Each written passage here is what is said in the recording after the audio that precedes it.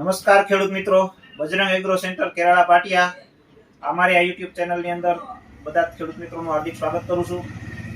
ખેડૂત મિત્રો, આજે આપણે એક મૂંઝવતા પ્રશ્ન મગફળીના એક મૂંઝવતા પ્રશ્ન વિશે ચર્ચા કરવા જઈ રહ્યા છીએ।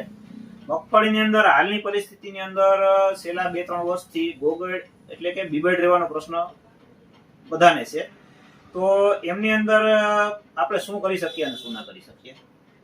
તો મગફળીની અંદર છેલ્લો લાસ્ટ સ્પ્રે કરીએ ત્યારે લાસ્ટ સ્પ્રેની અંદર કોઈ પણ સારા ફૂગનાશકની સાથે બીએસએફ કંપનીનું બુસ્ટેક પોટાશ 2500 ppm આવે છે અને જેયુ કંપનીનું પોટાશ 2000 ppm આવે છે। બંનેમાંથી કોઈ પણ પોટાશ તમે બે સારી કંપનીના પોટાશ છે, કોઈ પણ પોટાશ વાપરી શકો। આ બંને પોટાશની સાથે બોરોન પણ વાપરી શકો અને કેલ્શિયમ નાઇટ્રેટ પણ વાપરી શકો।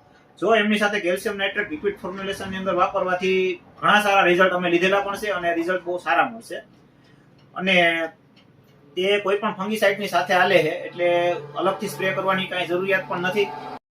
અને બીજું સુમિટોમો કંપનીનું પ્રોજી બીજી જે 12.5 ગ્રામની પડીકીમાંથી 10 પંપ થાય છે, 10 પંપ કરવાના અને તેમની સાથે 0050 અથવા કોઈ પણ અન્ય અધર કંપનીનું સારી કંપનીનું પોટાશ, આ બંનેના સાથે સ્પ્રે કરવાથી મગડીની અંદર ઘણો બધો ફાયદો થાય છે। ખેડૂત મિત્રો, મગડીની અંદર સેલે જે સુયા બેસે છે એ સેલે સુયા બેસે એ તો મગડી રહેવાની જ છે, એનો કોઈ વિકલ્પ નથી।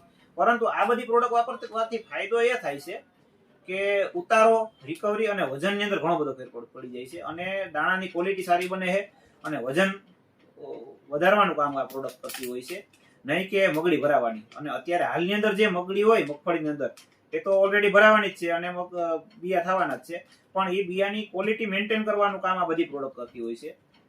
તો ખેડૂત મિત્રો, હાલની માહિતીમાં બસ આટલું જ। જોડાયેલા રહો બજરંગ એગ્રોની સાથે।